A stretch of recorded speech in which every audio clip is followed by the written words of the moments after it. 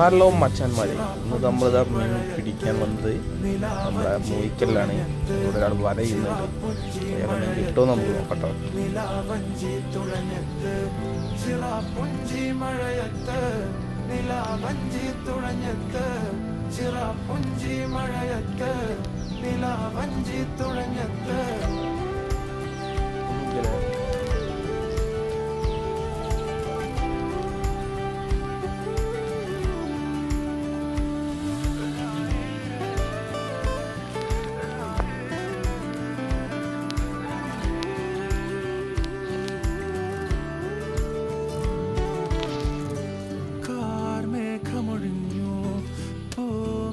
വിരിഞ്ഞു കാറ്റാക്കനെ